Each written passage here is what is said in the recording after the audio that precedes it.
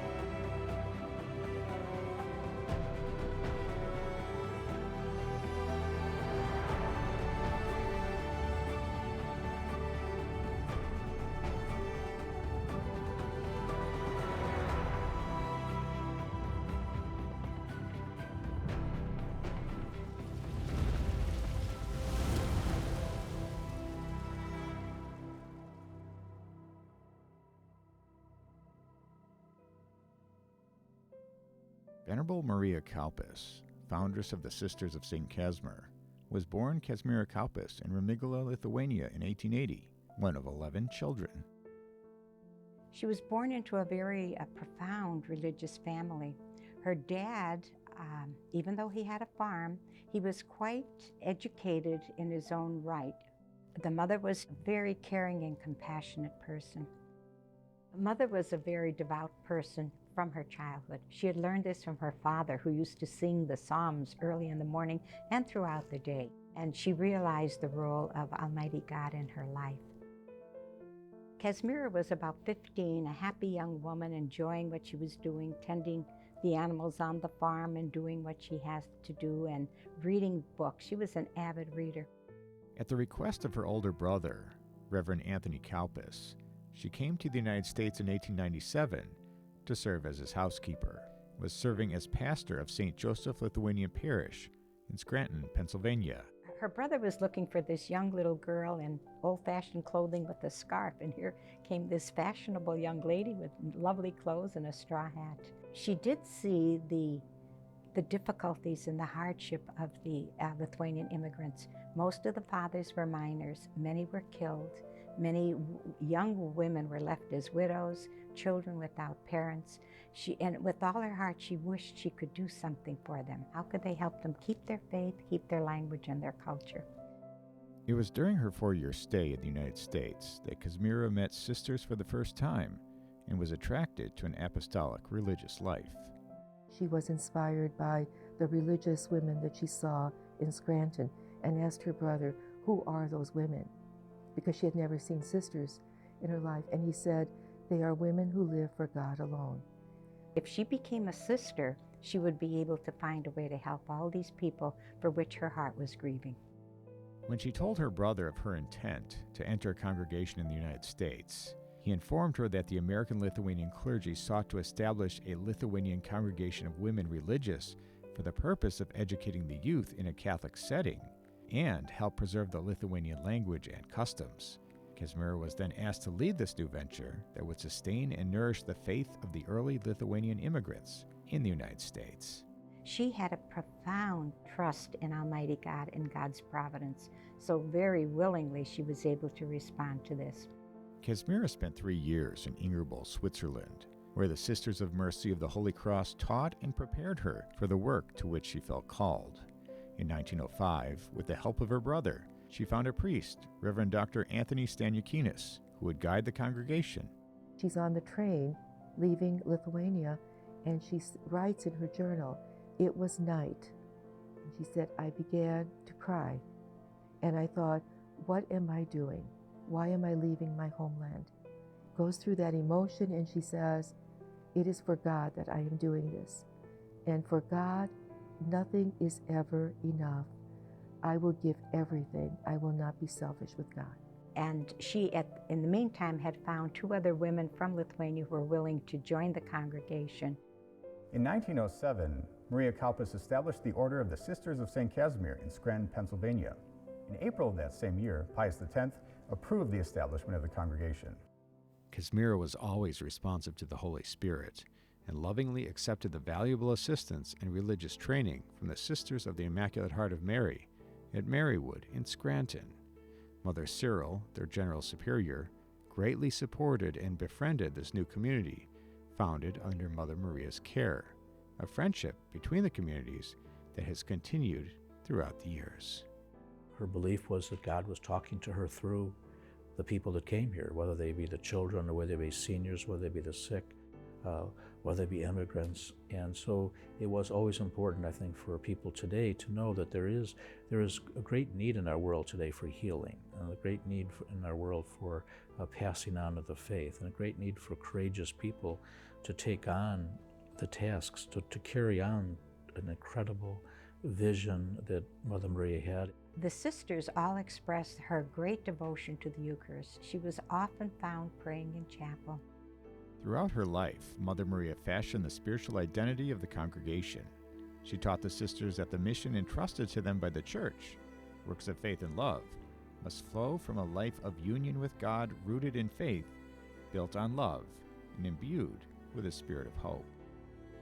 That was what her life was all about. She went outside her comfort zone, leaving the land where she was born to come to the United States, to a small town she knew probably nothing about when she came here, with just a goal of conveying God's love to the Lithuanian immigrants that were here and helping them to a better life. Then when she saw the plight of the Lithuanian immigrants, she said, we'll start teaching children, and those children will go home and they'll share the faith with their parents. From Scranton, Mother Maria traveled to Mount Carmel, Pennsylvania, where Reverend Anthony Stanukinas was pastor, to prepare for the opening of the congregation's first parish, convent, and school. Mother Maria's dream to provide a religious education for the children of Lithuanian immigrants became a reality when on January 6, 1908, Holy Cross School opened with over 70 pupils. That was our first school. That's where she started. It was a mining town. People were very poor. Mother Maria Kaupas, one of the great charisms of her life is when she came to Mount Carmel to start the Lithuanian school, she saw the beauty also of helping the local community outside the Catholic Church. She wanted to make an imprint not only within the Catholic community, but the entire community. Within a few months, Lithuanian pastors, recognizing the depth and strength of this new congregation of women religious towards preserving the faith life of the immigrant people, sent requests begging for sisters to staff their parochial schools, first in Pennsylvania, later in Chicago, and in many other parts of the United States. I think she opened up a whole new world for those Lithuanian immigrants. I'm sure they were ill at ease as all new groups coming to the United States, how they were going to fit in. Villa Joseph Marie High School, a Catholic private college preparatory school for young women, was founded in 1932 in Newton, Pennsylvania, when Mother Maria purchased 206 acres of beautiful farmland for the mission of the congregation. The local legend is she showed up at a sheriff's sale and bought this 220-acre working farm with a beautiful 1860 Georgian manor house for the princely sum of $30,000. So I like to think that all the Sisters of St. Casimir, I admire their business acumen, and the leadership shown by Mother Maria at that purchase was the start of it. Because of the large concentration of Lithuanian immigrants in Chicago, and considering the advantages for the sisters to be more centrally located, Bishop Shanahan consented to have the sisters build their mother house in Chicago, Illinois.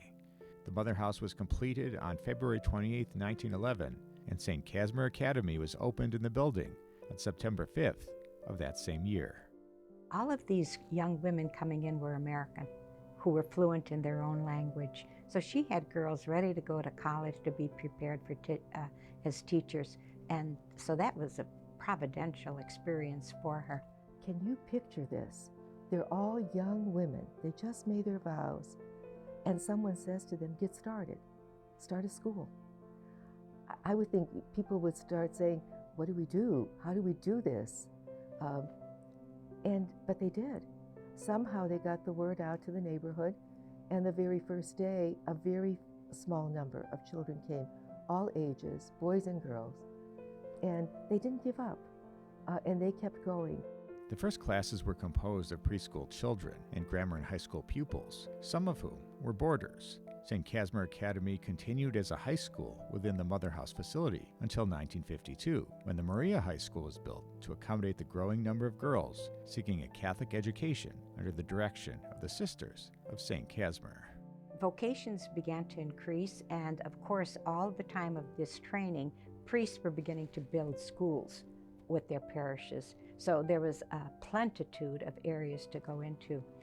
Also, out east in Pennsylvania and in New England, where there were many Lithuanian immigrants in parishes, they too were beginning to request sisters for schools that they were building for their parishes. She herself would get on the train and go back out east and visit these missions and see how they were doing, continuing to support the sisters both with their religious formation and constantly sending them for college degrees. In Chicago, the sisters have been active in anything from immigration issues to fair housing issues, to predatory lending, race relations. All have happened literally across the street from where we sit now with their mother house or their school or their hospital. I mean, we're right in ground zero of those issues. And these women walk out the door every day and work amongst the people that they find out their front door. They really have gone out into the world in this community here, this larger community, the Archdiocese of Chicago and beyond. Mother Maria remained in the office of General Superior for 27 years, from 1913 to her death in 1940. During her administration, the congregation grew in membership and expanding areas of ministry. Many of the neighborhood knew this place is where the sisters lived, but they really experienced the sisters out in the community, in their mission and their ministries. For the first 20 years, the Sisters of St. Casimir focused on their primary apostolate, education.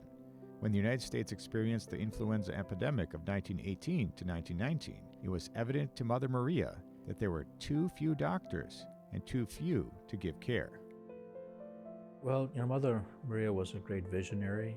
She was a person who, I would always say to me, read the signs of the times. The bishop said, oh, by the way, now you got to run a hospital. And she had to take a couple of nuns that were teachers and go get them medical training and learn about this hospital business. So I think her example in being adaptive and just addressing whatever need is right in front of us and the people that we encounter, that's everything.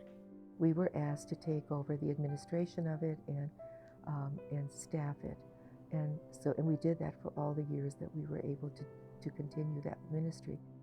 Responding to growing healthcare needs, Mother Maria prepared her sisters as nurses and administrators to staff Holy Cross Hospital, which was built in 1927, and in 1928 was completed and opened.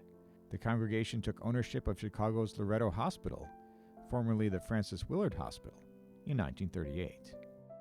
So we saw Mother Maria's openness to other ministries, and when the cardinal the bishops asked for communities to send people to the home missions in New Mexico in the Southwest, Mother Maria responded. And there were no Lithuanians there, but she opened her heart to that. The sisters learned to speak the language and to minister to the people there. And so we always look at that and we say, she was open to whatever was the need that the church put before her or the need that she saw herself. Bishop Mundelein saw the great opportunity for the presence of a Catholic hospital. And so he sent out a request to all of the communities who already had hospitals to put in their bid to staff this place. Mother Maria did not send in a letter. he phoned her. And he says, "You didn't send in a bid." She says, "Your Excellency, I don't know if I want another hospital." He says, "Just send in your bid." Within 2 weeks, she had the response. She had the hospital. In 1916, the bishops of Lithuania wrote to Mother Maria seeking her assistance. They had heard about the great advancement she and her sisters had made amongst the Lithuanian American immigrants and asked that she return to Lithuania and establish her congregation there. She saw a need, and her heart was moved to respond in some way to that need. And she was willing to do everything to respond to that. In 1920, Mother Maria sailed to Lithuania with 4 of her sisters. Within weeks, new candidates arrived and the congregation began to grow. As the sisters increased in number, they opened schools and other institutions in various cities. My mother was chosen by Mother Maria, who went to visit her sister, my grandmother, in Lithuania. And at that time, she said I could take one of the children with me back to America. She had an adventure with Mother Maria going on not only trains, but the ships, and coming suddenly into New York. So she told us about Mother Maria as we were growing up. Mother Maria would come up to me and put her hand on my cheek and kind of pat it. It felt like the hand of God to me. I remember her being very gentle, and she always had a smile. In 1932, she felt a lump, and she went to the hospital and she had it removed, and it was diagnosed as cancer. And the doctors felt that they had taken care of it, and she continued to check on it, etc. Gradually over the years, though, she felt that she was getting arthritis in her hands and in her bones. She had pain throughout her system. She didn't recognize that she had cancer. Within a few months of the celebration of the 25th anniversary of the congregation, it became evident that Mother Maria was suffering from a malignant condition. She persevered for the next 8 years with great courage as the bone cancer spread. The example of her accepting her dying, her cancer with which she suffered for a number of years, and in a time when there wasn't the medicine and the help, I think she taught us a lesson in that of patience and going through a difficult, painful time in her life when she could still say, God is here. She says, "Today I had asked Jesus if I could suffer the 3 hours of agony as he did from 12 to 3 o'clock. And the nurse recorded that she did. And that evening she died. On April 17, 1940, Mother Maria passed on to her eternal reward at the Mother House surrounded by her sisters. She is always with us. And we use her quotes, we share her stories, we talk to our sisters, some of whom knew her personally. All of this has been written down, and we have those to go back to. So she's very much alive in our hearts and in our community. It was commonly accepted amongst the sisters, priests, and laity who knew Mother Maria that she was a very holy person. Within a matter of hours after her death, the newspapers carried articles entitled, "Sainthood Sought for Mother Maria." Thousands of people came for her wake and burial. 3 years after Mother Maria died, 1943, the sisters went to Cardinal Stritch and asked him if this prayer, which they composed, could please be printed and disseminated, and people could already pray that Mother Maria would become a saint.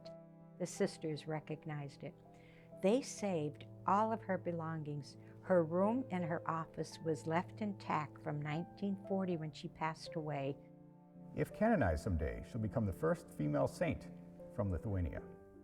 John Cardinal Cody was present for the New Year Holy Hour in 1979. Within his homily, he spoke of Mother Maria as a saint. Shortly after that, he assisted and gave his support to Sister Joanella Fayert, General Superior, to begin the process for Mother Maria's beatification. In 1986, when the necessary materials were compiled and the 45 witnesses were interviewed, Joseph Cardinal Bernardine requested of Rome a formal approval of this work. In June of 1986, Maria Kaupas was named a servant of God. When all the documentation on the life of a potential saint is gathered, including all their writings and the testimony of witnesses, it's sent to Rome in a document called the Positio, and then the Congregation for the Causes of Saints determines whether or not the person has lived a life of heroic virtue. Everyone was saying the same thing. Everyone was eliciting her virtues, her holiness, her calmness, her patience, her love for individuals, her charity, her deep dependence on the will of God, and her love for the Eucharist. Everyone was saying the same thing. And that definitely proved that she was a saint. They had seen her in the same way. In October 2009, the Congregation for the Causes of Saints in Rome completed their review of the Positio on the heroic, virtuous life of Mother Maria Kaupas. The Commission of Bishops completed their review and also gave a unanimous positive vote regarding the Positio in May 2010. The results were presented to His Holiness Benedict XVI for his approval. The Congregation for the Causes of Saints sent word that Maria Kaupas had been declared to have lived a life of heroic virtue. It was joy. It was like, we want to tell the whole world. And that's what we did. Mother Maria has helped me in her faith in God to have and strengthen my faith in God in my life, no matter where I'm at. There is a deep sense of connectedness with her. We talk about her a lot. We pray for her beatification. Her picture is everywhere. And it's not just a picture on the wall, but it's who she is for us. She is our inspiration, the whole church, the world, that others can know the story. Others can be inspired by her just as we have been. Daily in our parish church, Divine Redeemer Church, following the recitation of the Rosary before daily Mass, the faithful pray the prayer for the beatification of Mother Maria. The Catholic Church uses miracles to establish whether a potential saint is in heaven, interceding for a healing here on earth. We've had many people who have been ill that we prayed through her intercession, that many of them have been healed or have done well. The responses from the people never stop coming in. We get letters, we get emails, phone calls. People, when you meet with them, they said, I prayed to Mother Maria, my husband got a job. I prayed to Mother Maria, my daughter got well. The Catholic Church uses a very strict criteria where it says that the disease must be a very serious condition, not liable to go away on its own. It must be a cure that's instantaneous, complete, and lasting, and perhaps most difficult of all, there can be no medical treatment that relates to the cure. The potential cure of a nun, Sister Cabrini, through the intercession of Mother Maria Kaupas, was investigated and involved the cure of a debilitating neurological condition. Sister Cabrini Staber was 59 years old and a principal in a school in Pennsylvania. She came home for lunch. She couldn't open the door of the refrigerator. Her body was beginning to stiffen and be paralyzed. I couldn't really move my fingers, and my legs were not working right. So I thought, what could be happening? So I told the sisters, something's happening to me. And she said, you better go to the hospital and get checked. When she got there, Sister Cabrini couldn't move nor talk, just shifted her eyes from side to side. Luckily, one of the ER doctors was just back from a seminar about Guillain-Barré disease, a rare and somewhat unknown disease which affects the peripheral nerves of the body and results in complete paralysis that brings a patient close to death. Its after effects can leave a person severely disabled. The doctor recognized it immediately and began to treat her. When they told me I had Guillain-Barré, I thought, I'm going to get a miracle from Mother Maria, because this is something that will take a miracle. All our sisters in our retirement home had leaflets to Mother Maria Kaupas, and they were all praying to her for my recovery. Doctors didn't give me hope for recovery. They said, Sister, you're probably going to be like this. I said, Doctor, if I have hope, I'm going to pray to Mother Maria Kaupas, and she'll get me out of this. Sister John Vianney, her general superior, met her in the emergency room of the hospital, and together they invoked Mother Maria constantly. I finally could walk, I could talk, I could move my hands. They had no medicine at that time, but they began to treat her as best as they could with what they had and with physical therapy. By the end of the month, she walked out of the hospital. Dr. Carlson came to my room and he said, "Sister, I hear you're being discharged." He said, "I want you to know that I am not a Catholic, but I truly believe that this is a miracle, sister." People are left with paralyzation of an arm or a leg. There's something there that doesn't work. Not with Sister Cabrini. She walked out and she was completely healed. When I came back from the hospital, I was so stunned. All the sisters got up and clapped, and they said, "Sister, how are you?" I said, "Look, I can move. I can go around." And I thank the dear Lord and Mother Maria Kaupas. I still pray to Mother Maria, and especially to thank her. Sister Cabrini remained active in ministry for many years and continued to pray and spread devotion to Mother Maria. She passed away in 2019. Throughout the years, possible miracles through the intercession of Mother Maria had been submitted to Rome for evaluation and review. One particularly promising case is currently being studied and reviewed by the Vatican Medical Commission. Perhaps someday a new healing miracle may be found through the intercession of Mother Maria Kaupas. If it is, she'll be declared blessed. If another is found, she'll be canonized. Perhaps someday she'll be one of the great saints in the history of the United States. I do believe that Mother Maria was a holy person and one that it would be great for the Church, for people to emulate and to reflect upon and to pray through intercession. We are inspired by her. She will always be that for us. But when she's declared a saint, then the whole world can see, and the whole world has access to her. And that's what would bring us great joy. It would be great if she was canonized and officially recognized so that she would serve as an inspiration for many people. She has touched more people than I think she ever realized. Our world needs to maybe see again the great gift of the saints. Our society needs her type of spirituality, her great love for God, her trust in her divine providence that God is ever present here. Mother Maria's courage, the courage to do new things. We need to go forward to be open to the needs of the world today and to go forth and do them. This has been They Might Be Saints. I'm Michael O'Neill. Thanks for watching.